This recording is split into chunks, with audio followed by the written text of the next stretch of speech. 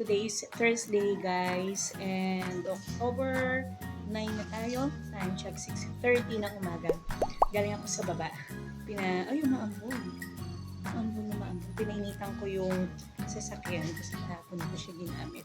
Ayoko nang maulit na na-discarga siya. May konting araw pero umaambon sa labas. Hindi ko lang kung kita nyo. Pero maambon sa labas. Not sure kung may bagyo. Si Kuya tulog pa, si Bunso. Nag-aayos na yun, nagre-ready ka tapos lang kumain. So, nagising ako ng mga saktong 5 naman nagigising ako. Then, nag-prepare na tayo ng ating almusal. Naka-headband pa. Naka-headband pa ang bata. Medyo mahaba na kasing buhok niya. Ayaw niyang tumatama sa mukha niya. Hanggang anong oras ka? 2 p.m.? Sige, so ganap today, meron kaming dadalawin na may sakit. Meron akong rehearsal ng choir mamayang. Hapon pa naman yun. After lunch, yung may sakit, may dadalawin kami may sakit. Tapos, alam ko meron kaming meron kaming may pa-lunch, may invitation yung isang member. Pero not sure kung, alam ko, ngayon yun eh. I-confirm natin kay Pastor. Mamaya.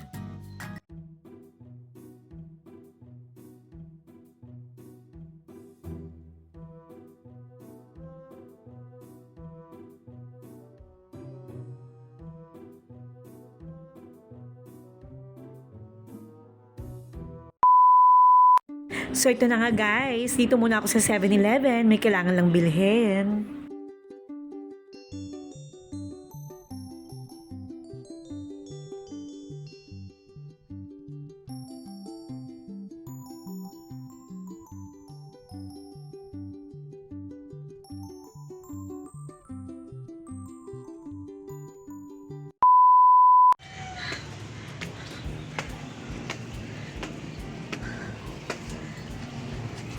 Time to go. Dito na tayo. Bumili ako ng bagong padlock. Bahay na tayo guys. At yun nga. Nagana lang ako. Lumabas lang ako kasi may mga kinailangan akong bilhin. I-haul ko pa ito. Piraso lang. Bumili lang ako ng 2 pirasong hanger. Tandagdag lang. Kasi ayoko nang nabibitin sa pinagsasampayan or yung mga hanger ayoko nabibitin pag naglalaba ako. Masayang araw ko pag kompleto ang hanger. Bumili rin ako ng padlock. Palengke. Sa palengke ko lang binili. Malapit dito. Kasi nga nag-check lang naman tayo. Kumuha ng ating budget. So, ayan. Ito. Ayan. Padlock natin. And then, eto hindi ko alam kung magkakasya dun sa gripo sa banyo. Pero try natin. Mga mura lang doon. And then, battery. Dalang ating orasan ay nawawala na sa tamang oras. So, AA battery. And then, ating pang wash. Nag 7-Eleven ako. Meron ako nakita dong spray na parang Vitreous din. So, binili ko lang yung maliit. Yung buhok ko naman ay napakaliit din. Nipis lang. Ngayon, meron ako nakita doon na spray. Hindi ko alam kung same din siya. Ito kasi ay parang cuticle, di ba? Parang coat lang siya. Instant, para umayos lang yung ating hair. Kaya, small lang yung binili ko. Pero ito talaga yung ginagamit ko. Ewan ko yung spray na kung anong use nun. And then, syempre, ang aking Celotex na facial wash. And si Bunso, binilang ko siya ng sulfur soap. Alam niyo naman na tinitigawat na si Bunso. Medyo nako-conscious na siya, di ba? Nagbibinata na. Hindi ko sure, tuyo na naman yung mga tigawat niya, brown na. Hindi ko lang alam kung effective to. Pero papatry ko sa kanya. Masyadong maraming gustong maraming demand pagdating sa mukha. Nagpapabili siya ng serum, mga ganun-ganun. Para mga pang-oil, para daw mas kuminis ang kanyang face at mawala yung mga tigawat niya. Yung parang nag-peklat kasi siya eh. Pero yun, nag-brown, mawawala naman yun. Ganun naman talaga, mga teenager, di dumadaan sa parang mga tigawat. Pero naalala ko naman nung bata ako, Yung ganong age, hindi talaga ako tigyawatin. So, may mga paonte-onte, pero hindi talaga yung napuno yung mukha. Yung aking mga bagets, nakaganon sila. Si Kuya okay na, makinis yung mukha niya. Pinagdaanan niya na yan. Sabi nga namin, kaya Bunso, ano lang yan, pagdadaanan mo yan, lilipas din yan. Pagdating mo ng mga 20s or mawawala din yan. So, ayun, conscious siya. Ayan, so yun lang yung mga binili ko ngayon. And ito pa yung mga tupiin, nag-aayos ako. Tutupiin ko yan para umaraw. Ganda ng panahon, pero hindi ko lang kung ilalabas ko yung mga damit kasi maya-maya aalis din ako. So, tignan natin kung mailalabas ko yung mga damit sa yung init ng araw.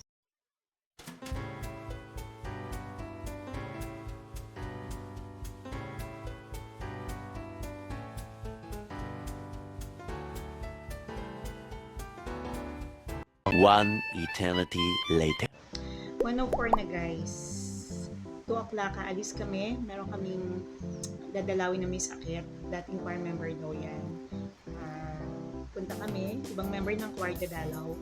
Kasama yung aming pastor. Medyo parang gustong umulan. Pero nilabas ko yung aking sinampay. Ako ay nag-ready na. So, hindi pa ako nagla-lunch. Ayusin ko muna yung aking mga 2 p.m. dito. May order na dumating si Kuya. Hindi ko alam kung ano yung order na yan. Kaya, sabihan natin si Kuya. Hindi niya alam. Tapos, ano bang gagawin ko? Hindi tayo nakapag-linis ng bahay. Kasi lumabas tayo kanina. Sunod-sunod ang ating mga ginawa. Parang gusto talaga ko yung araw naman sa class. Parang piling ko umaambon dun sa kabilang isa. Sige, mag-aayos-ayos muna ako dito. Ayusin ko yung mga damit na yan, yung aking mga nakasampay na parang 2 days rin natin naka-hang dyan. So, tuyo na rin yung iba. May naglabas yung ibang sinampay. Yun, di na ako nagluto kasi ako lang naman. Marami pag natirang pagkain kanina. Yun na lang din siguro yung kakainin ko. Later. Hindi magbigay Hindi, sabihin ko. Ay, magbigay. Sabihin ko yung may pag-uusap pa ba na nanega sa school. At So ito na nga guys, papunta na kami sa aming member na may sakit. Dalaw muna tayo.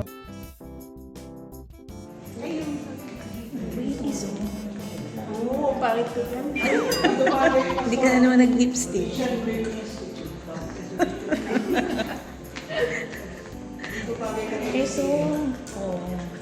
Asian brain. May ganun pa. Oo.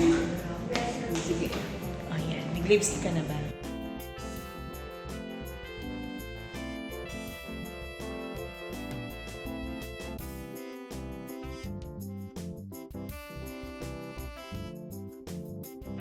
So tapos na tayong dumalaw sa may sakit guys. Kaya dito na kami ngayon sa baba.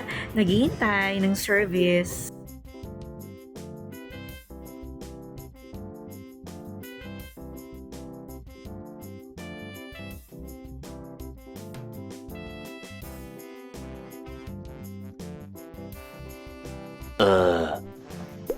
Update. Time check tayo. 10:30 na. At nandito na ang bunso. Ayan. Kumakain. Anong order mo? Si Kuya ang nag-order ng, ano to? Pork silog. Kasi hindi na tayo nakapagluto. Nawala na tayo ng time magluto. At again, ang mga tupiin ay buhay na buhay. Ayun. Bukas na natin tutupin yan. Bukas maaga ako kasi merong school. So, matuturo tayo ng mga bata. Umulan kanina. So, bukas kuhaan din ng card. Bukas ba kuhaan ng card nyo? Anong oras? Parang wala atang nag-email. 1 o'clock? So, aalisin pala tayo bukas ng maaga. And magdadala ako ng sasakyan ng problema. Wala akong kasabay papunta doon. Hindi ko pa masyadong kabisado yung daan papunta doon. Sige. So, good night na muna. A few moments later. 2 Samuel 22:47. The Lord lives, praise to my rock. May God, the rock of my salvation, be exalted. David praises God wholeheartedly. Praise is not just a song, about God, but it is a song to God. In this song, David uses many word pictures such as rock, light, and shield to portray God's marvelous attributes. Praising God has several aspects to it. We praise God when we say thank you to Him for each attribute of His divine nature. As you read the Bible, look for other characteristics of God for which to thank Him. Focus on our hearts on God. Take one attribute of God, such as His mercy, then concentrate on it for an entire week in your prayer and meditation. Thank God for His many gracious gifts to us. Make a list and count your blessings. Thank God for our relationship with Him.